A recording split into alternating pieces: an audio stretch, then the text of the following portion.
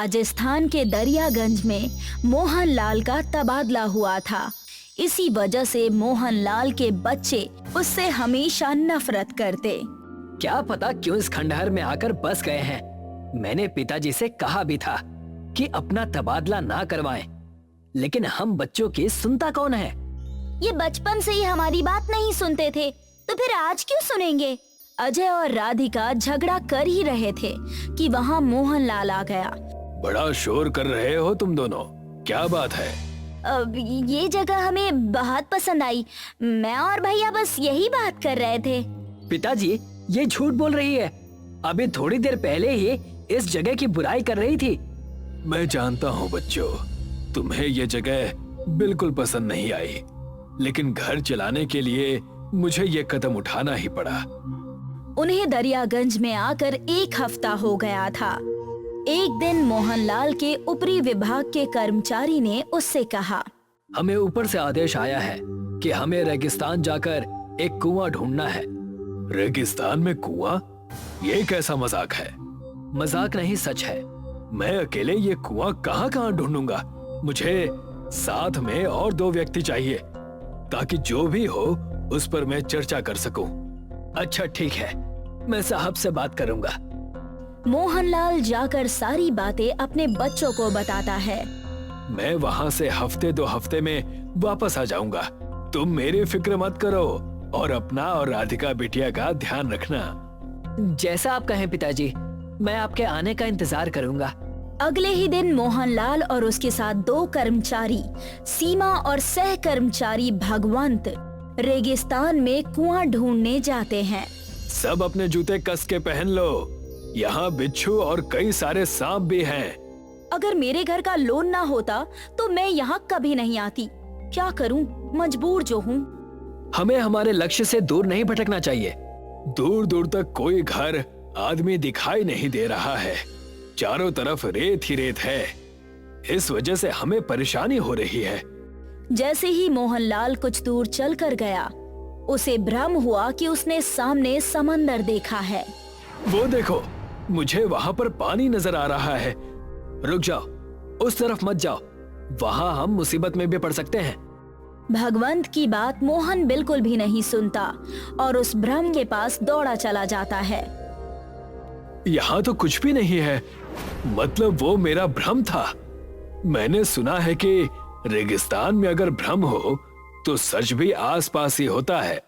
वहाँ देखो, एक कुआं नजर आ रहा है, उस तरफ चलो। उस आम के पेड़ के पास एक कुआं है, वही असली कुआं है। सीमा, भगवंत और मोहनलाल जब उस तरफ भाग कर गए तो वहां जाकर उन्होंने देखा कि वहां पर एक पुराना कुआं है और वहीं एक आम का पेड़ भी लगा हुआ है, जिसे देखकर सब खुश हो गए। लेकिन भगवंत समझ गया था कि कुछ तो गड़बड़ है। ठहर जाओ, उस तरफ मत जाओ। अरे धोखा मेरे साथ एक बार हो गया, बार बार थोड़ी होगा। मोहनलाल और सीमा खुशी खुशी भागते हुए उस कुएं के पास चले गए और जैसे ही वो उस कुएं के पास पहुँचे, कुएं में झांकने लगे। आम के पेड़ के उस डाली ने उन्हें कुएं के अंदर ढकेल दिया। राम राम राम राम, हे भगवान, मैं कहाँ जा रहा हूँ? मुझे कुछ हो ना जाए, फिर मेरे बच्चों का क्या होगा? नहीं नहीं, ऐसे कैसे हो गया? रुको, मैं भी आता हूँ। उनके कुएं में जाते ही भगवंत भी उसी कुएं के पास चला गया। आम के पेड़ ने अपनी डालियों की मदद से उसे भी कुएं में धकेल दिया। तीनों कर्मचारी आम के पेड़ की वजह से कुएं में गिर गए। मम्मी, गलती कर दी मैंने जो यहाँ आ गई। हे भगवान! चुप हो जाओ, चुप हो जाओ, यहाँ कुछ नहीं होगा। वो कुआं पूरा आम रस यानी मैंगो शेक से भरा हुआ था। तुम दोनों को तैरना तो आता है ना? कब से तैर ही तो रही हूँ, लेकिन मुझे समझ नहीं आ रहा है कि ये किस चीज का कुआं है। सुगंध तो आम की आ रही है। रुको, मैं पीकर बताता हूँ। ये तो मैंगो शेक का कुआं है। तुम सब भी ये मैंगो शेक पीकर देखो तो। और जैसे ही मोहनलाल के साथी सीमा और भगवंत ने मैंगो शेक पिया, उस आम के पेड़ ने उन्हें वापस ऊपर खींच लिया और बोला, धन्यवाद जो तुमने मुझे मुक्त किया। मैं यहाँ 400 सालों से कैद था। हमने कैसे मुक्त किया? मैं कुछ समझा नहीं और तुम्हारा ये तरीका बहुत गलत है। उस आत्मा को बोलता हुआ देखकर सभी हैरान और भौचक्के रह गए। लेकिन तुम हो कौन और ये दशा तुम्हारी कैसे हुई? तब जाकर उस आम के पेड़ ने अपने श्राप की कहानी सुनाई। मैं और मेरे साथी तीर्थ यात्रा पर यहीं से जाया करते थे। रेगिस्तान में उस वक्त कई लोगों का आना जाना हुआ करता था, लेकिन एक दिन आगे रेगिस्तान शुरू होने वाला है, याद रखना हमारे पास पीने को पानी नहीं है। मैं तो कहता हूँ हमें दूसरे रास्ते से चलना चाहिए। अरे क्यों भाई, ये रास्ता सीधा हमें तीर्थ स्थल लेकर चलेगा। हमें रेगिस्तान में आकर पूरे 3 दिन हो चुके थे। हमारा पानी, खाना सब खत्म हो गया था। तब हमें एक साधु नजर आए जो तीर्थ के लिए ही जा रहे थे। वो देखो, वहाँ पर एक साधु, उनके पास कुछ रखा हुआ है। चलो चलकर देखते हैं, शायद उनके पास कुछ पीने का हो। वहाँ चलकर हमें देखना चाहिए। और जैसे ही हम साधु के पास गए जो उस वक्त आराम कर रहे थे, हमने उनके पास देखा कि मैंगो शेक रखा हुआ है। जैसे ही हमने मैंगो शेक देखा, हमारा मन ललच गया और हमने सारा का सारा मैंगो शेक पी लिया। दुष्ट बालक, मैं तुम्हें श्राप देता हूँ। अब से तुम इसी रेगिस्तान में अटके रहोगे जब तक कोई राहगीर तुमसे आकर मिल न जाए। तुम एक आम का पेड़ बन जाओगे और तुम्हारा साथी आम रस का कुआं बन जाएगा और तुम दोनों की आत्मा इसी में भटकती रहेगी। अलख निरंजन। मोहनलाल और उसके साथी सारी बातें समझ गए थे। तब उनमें से भगवंत ने आम के पेड़ से पूछा, तो तुम मुक्त कैसे हो पाओगे? इसका कोई उपाय? मेरे इस पेड़ से एक आम तोड़कर उसकी गुठली को उपजाऊ जमीन पर लगाना होगा। जैसे ही वो एक पौधे के रूप में आएगा, हम मुक्त हो जाएंगे। और ये मैंगो शेक का कुआं? तब ये कुआं हर उस आम के पेड़ के पास होगा जो मेरे आम की गुठली से बना हो। इससे हमें आजादी मिलेगी और लोगों को आम का पेड़ और मैंगो शेक मिलता रहेगा। यही हमारी आजादी का रहस्य है। मोहनलाल, भगवंत और सीमा सब ने उस आम के पेड़ से कई सारे आम तोड़े और रेगिस्तान से निकलकर हर जगह उस आम की गुठली को जमीन में गाड़ दिया और कई सारी गुठलियों से बहुत सारे पौधे बन गए। भगवान करे कि उन्हें आजादी मिल जाए। मैं बहुत सारा मैंगो शेक पीऊंगा। मोहनलाल ने अपने घर के बाहर भी एक आम का पेड़ लगा दिया, जो कि अगले दिन ही बड़ा सा पेड़ बन गया और उसके नीचे ही जादुई मैंगो शेक का कुआं भी आ गया, जिसमें पीले रसीले आम का रस था। असली ठंडा मैंगो शेक। राधिका और उसका बेटा अजय ये देखकर हैरान हो गए थे। पिताजी, पिताजी, ये देखिए, ये मैंगो शेक का कुआं हमारे यहाँ कैसे? आपने कल ही गुठली बोई थी, आज ये इतना बड़ा आम का पेड़ कैसे बन गया? क्या माजरा है? सब कुछ जानते हुए भी आप चुप क्यों हैं? तब जाकर मोहनलाल ने बच्चों को सारी बातें बताई। उस आम के पेड़ के आत्मा को आजादी मिल चुकी थी और उन्हें उनका मैंगो शेक का कुआं मिल गया था। मोहनलाल हर एक तीर्थ यात्री और राहगीर को मैंगो शेक फ्री में पिलाता। मोहनलाल और उसके बच्चों को अब दरियागंज पसंद आने लगा था। एक बार की बात है, राजस्थान के एक गांव में बहुत गर्मी पड़ने लगी, जिस वजह से सारे गांव में पानी की समस्या होने लगी। अब गांव के लोगों के पास खाना बनाने के लिए और पीने के लिए पानी बिल्कुल भी नहीं था। इस गांव के लोग पानी लेने के लिए दूसरे गांव में जाने लगे, पर गर्मी की वजह से उस गांव में भी पानी की कमी पड़ गई और वहां का पानी भी सूख गया। चारों तरफ पानी की त्राही त्राही हो गई। लगता है इस बार गर्मी से मर ही जाएंगे। सचमुच इस भयानक गर्मी ने तो जीना मुश्किल कर दिया है। लोग बोलते हैं जल ही जीवन है, पर जब जल ही नहीं रहेगा तो जीवन भी खत्म हो जाएगा। बहन, मैं तो बहुत परेशान हो गया हूँ। घर में पीने के लिए एक गिलास पानी तक नहीं है। समझ में नहीं आ रहा क्या करूँ। हमारे घर का भी यही हाल है। परिवार में 5 लोग हैं और सिर्फ एक मटका पानी बचा हुआ है। आदमी अपने घर जाता है और घड़े में हाथ डालता है तो देखता है घड़ा बिल्कुल सूखा पड़ा है। ये घड़ा भी खाली हो गया। अब तो प्यास से मरना ही पड़ेगा। हे भगवान, अब तो आप ही बचा सकते हो। तभी इस आदमी की गाय आवाज करने लगती है। गाय के रम्हाने की आवाज सुनकर आदमी गौशाला की तरफ आता है। ओह, लगता है गाय को भूख लगी है। वो एक गठरी सूखा चारा गाय को देता है और वापस अपने घर आ जाता है। पर कुछ ही देर में गाय फिर से रम्हाने लगती है। अरे अभी तो चारा डाला था, फिर भी आवाज कर रही है। वो गाय के पास जाता है और देखता है कि गाय ने वो चारा नहीं खाया है। लगता है गाय को हरा चारा चाहिए, इसे सूखा चारा पसंद नहीं आ रहा। वो आदमी हरा चारा लाता है और गाय को देता है। पर चारा देने के बाद जैसे ही वो घर जाने के लिए मुड़ता, गाय फिर से रम्हाने लगती है। आदमी को कुछ भी समझ नहीं आ रहा कि गाय चारा देने के बाद भी आवाज क्यों कर रही है। वो गाय के पास आता है और देखता है कि गाय का गला सूखा हुआ है और वो जोर जोर से सांसें ले रही है। ओह, लगता है गाय को प्यास लगी है। अब क्या करूं? मेरे पास तो खुद ही पीने के लिए पानी नहीं है, गाय के लिए कहां से लाऊं?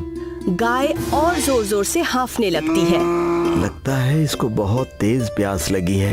अगर यही हाल रहा तो ये मर जाएगी। नहीं, मुझे गौ हत्या का पाप अपने सिर पर नहीं लेना है। वो आदमी गाय को खूंटी पर से खोल देता है और उसे गौशाला से बाहर की तरफ हाँक देता है। गाय को सचमुच पानी की प्यास लगी है, इसीलिए खूंटे से छूटते ही वो नदी की तरफ दौड़ पड़ती है।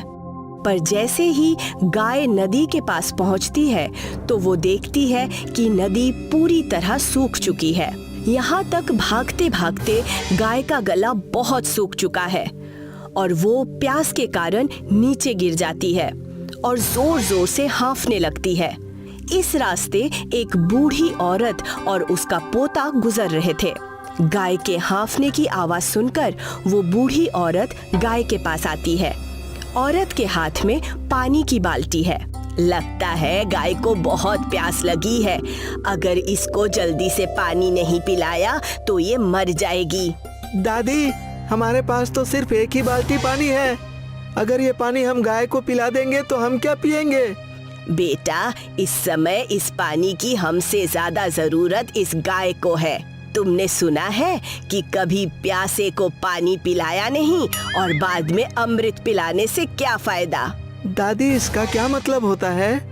बेटा, इसका मतलब होता है कि अगर कोई प्यासा है और उस समय अगर हम उसे पानी नहीं पिलाएंगे तो कभी बाद में अमृत पिलाने का कोई भी मूल्य नहीं है। इसीलिए हमें किसी की मदद तब करनी चाहिए जब उसे हमारी मदद की सबसे ज्यादा जरूरत हो।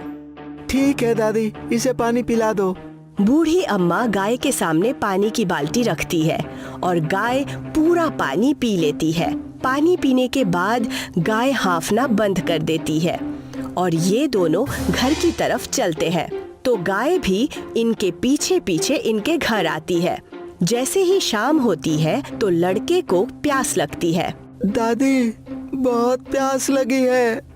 बेटा, घर में पानी तो नहीं है, देखती हूँ, क्या पता ये गाय दूध दे दे। बूढ़ी अम्मा गाय के पास दूध दूहने के लिए जाती है तो देखती है कि गाय दूध के बजाय मैंगो का जूस दे रही है। अरे वाह, ये गाय तो ठंडा ठंडा मैंगो का जूस दे रही है। बूढ़ी अम्मा बाल्टी भर के मैंगो का जूस लाती है और इसमें से एक ग्लास मैंगो शेक लड़के को देती है। लड़का मैंगो का जूस पीता है। अरे वाह दादी, ये तो बहुत ही स्वादिष्ट है और ठंडा भी। इससे तो मेरी प्यास बुझ गई। एक गिलास मैं भी पीती हूँ। अम्मा भी एक गिलास मैंगो का ठंडा ठंडा जूस पी लेती है। अरे वाह, ये तो सचमुच बहुत स्वादिष्ट है। तभी बूढ़ी औरत के घर वो आदमी आता है जिसने गाय को घर से निकाल दिया था। बहुत प्यास लगी है अम्मा, जल्दी से थोड़ा पानी दे दो पीने को, नहीं तो मैं प्यास से मर जाऊंगा। बूढ़ी अम्मा बाल्टी में से एक गिलास मैंगो का ठंडा जूस इस आदमी को पीने के लिए देती है। मैंगो जूस पीकर आदमी की प्यास बुझ जाती है अम्मा, तुम्हारे पास ये ठंडा मैंगो जूस कहाँ से आया? मुझे नदी के किनारे एक गाय मिली जो ठंडा मैंगो का जूस देती है। जब आदमी ने गाय को देखा तो वो बहुत शर्मिंदा हुआ, क्योंकि उसने उस प्यासी गाय को मरने के लिए बाहर छोड़ दिया था और आज उसी गाय ने उसकी जान बचाई थी। वो अपने घर चला जाता है, तभी दरवाजे पर एक साधु आता है। भिक्षाम देहि माई। बूढ़ी अम्मा साधु के पास एक कटोरी चावल ले जाती है। बहुत प्यास लगी है अम्मा, कुछ पीने को दे दो। बूढ़ी औरत बाल्टी में से एक गिलास ठंडा मैंगो का जूस साधु को देती है, जिसे पीकर साधु की प्यास मिट जाती है। आज तुमने एक प्यासे साधु की प्यास बुझाई है, सदा सुखी रहो। साधु बूढ़ी अम्मा को आशीर्वाद देता है और बूढ़ी अम्मा की झुकी हुई कमर सीधी हो जाती है। ये देखकर अम्मा बहुत खुश हो जाती है। भला हो गाय माता का, आज इनकी वजह से मेरी कमर सही हो गई। अब बूढ़ी अम्मा पूरी तरह स्वस्थ हो गई थी और वो ठंडा मैंगो का जूस पिलाकर सभी गांव वालों की प्यास बुझाने लगी। सोनू एक कबाड़ी था। वह घरों के कबाड़ इकट्ठा करके बेचा करता था। उसे मजबूरन यह काम करना पड़ता था। सब इतने अच्छे अच्छे कपड़े पहनते हैं, पता नहीं मुझे कब अच्छे कपड़े पहनने को मिलेंगे। मुझे तो बस एक कबाड़ बीनने के लिए भेज देते हैं। एक दिन उसे रेडी पर आम बिकते हुए दिखते हैं, जिनको देखकर उसके मुंह में पानी आ जाता है। वह रेडी वाले के पास जाता है। भैया, एक आम दे दो, बहुत भूख लगी है। 30 रुपए का एक आम है, ला 30 रुपए। मेरे पास पैसे नहीं हैं। तो मेरे पास भी आम नहीं है, चल भाग यहाँ से। दुकानदार उसे धक्के मारकर वहां से भगा देता है। सोनू ललचाई आंखों से आमों को देखता हुआ वहां से चला जाता है। चलते चलते वह एक पार्क में पहुंचता है। वहां पर प्रकाश और अनिल नाम के 2 लड़के आम खा रहे होते हैं। हाँ भाई, यार देख, मेरे पापा इतना अच्छा आम लेकर आए हैं। अरे वाह, आम तो देखने में बहुत ही अच्छा लग रहा है। चल जल्दी से निकाल और खाते हैं। ये कोई आम नहीं है, बहुत खास आम है। महंगा भी बहुत होगा। बहुत महंगा है, मेरे पापा ने बाहर से मंगाया है। मुझे आमों का बहुत शौक है ना, इसलिए। आम खाना तो मुझे भी बहुत अच्छा लगता है। अब और सब्र नहीं हो रहा, जल्दी से आम निकाल, खाते हैं। अनिल और प्रकाश आम को खा रहे होते हैं, तभी वहां सोनू पहुंच जाता है और उन्हें आम खाते देख अपने होठों पर जीभ फिराता है। अरे इस कबाड़ी को देख, हमें आम खाते देखकर कैसे ललचा रहा है। क्या फटी हुई आंखों से देख रहा है? क्या कभी आम नहीं देखा?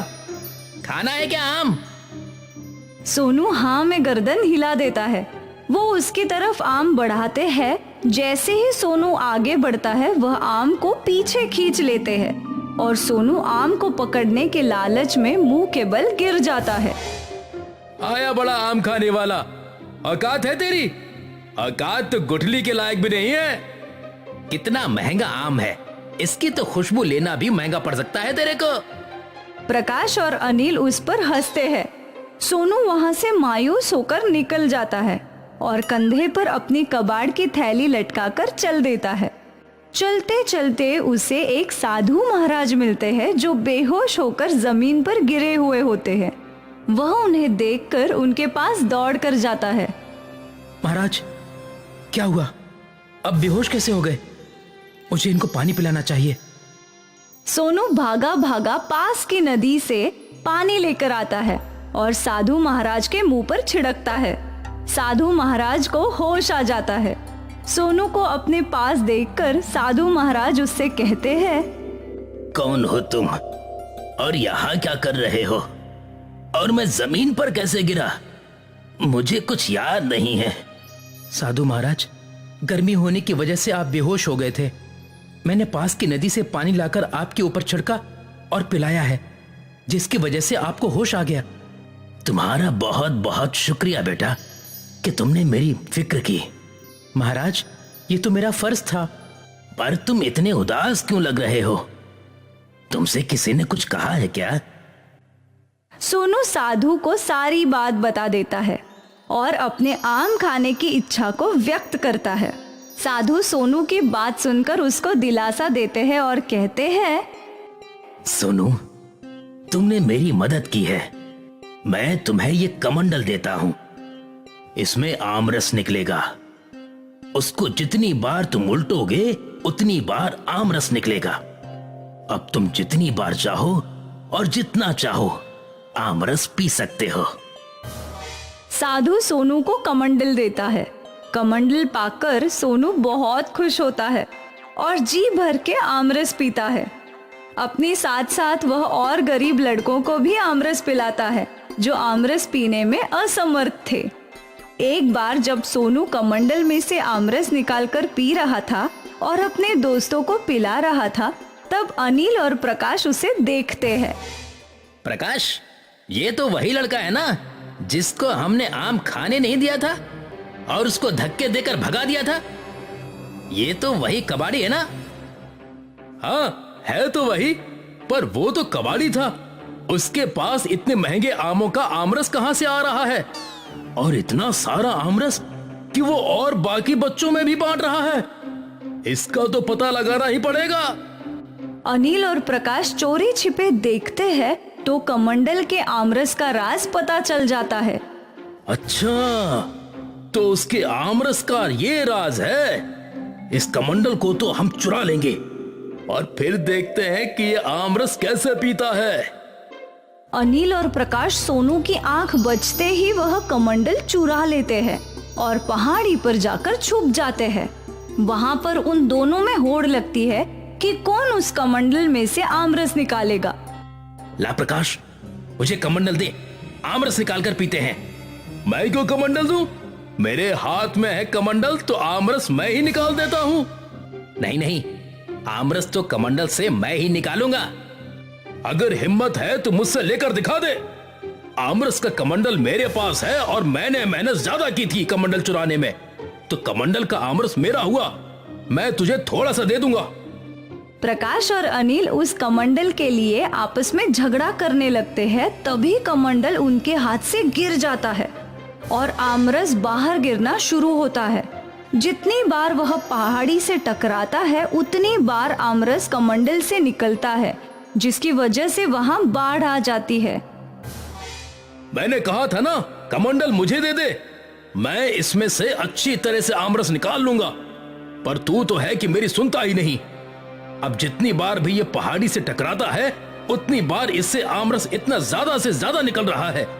इसी तरह से ये निकलता रहा तो बाढ़ आ जाएगी आमरस की। मुझे क्या पता था इसका जादू इतना ज्यादा चलेगा कि बाढ़ आने की नौबत आ जाएगी। देखते ही देखते पूरी कॉलोनी आमरस के सैलाब में डूब जाती है। सभी लोग उस आमरस में तैरते हुए नजर आते हैं। सबके घरों में आमरस पहुंच जाता है। जैसे ही सोनू को आमरस की बाढ़ के बारे में अंदाजा होता है, वह उस कमंडल को ढूंढने के लिए निकल जाता है। वह बाढ़ में बहता हुआ कमंडल के पास पहुंच जाता है। इस कमंडल के आमरस से तो बाढ़ ही आ गई है। इस बाढ़ को कैसे न कैसे करके मुझे ठीक करना होगा, नहीं तो सब कुछ तबाह हो जाएगा।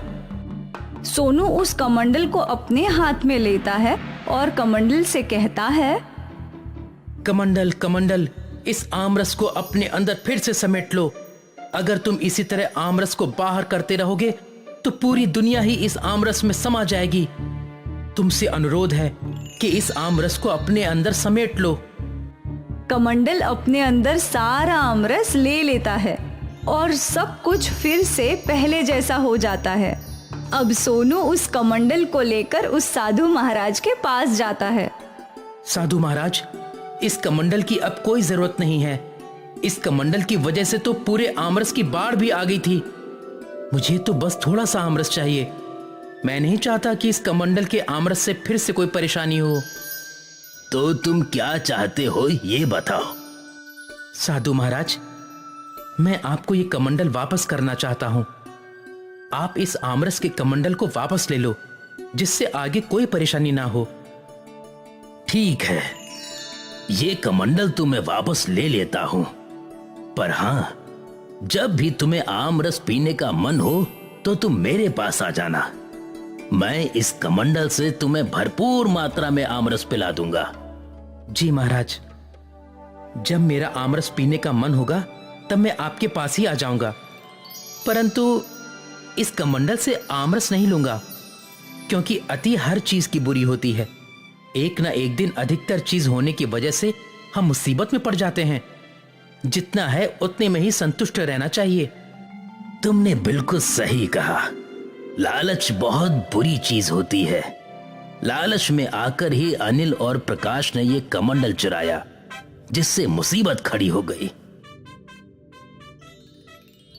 साधु को प्रणाम करके सोनू वहां से चला जाता है और फिर अपने कबाड़ बेचने का काम शुरू कर देता है। अब उसको किसी भी चीज को खाने का मन होता है तो वह साधु महाराज के पास चला जाता था।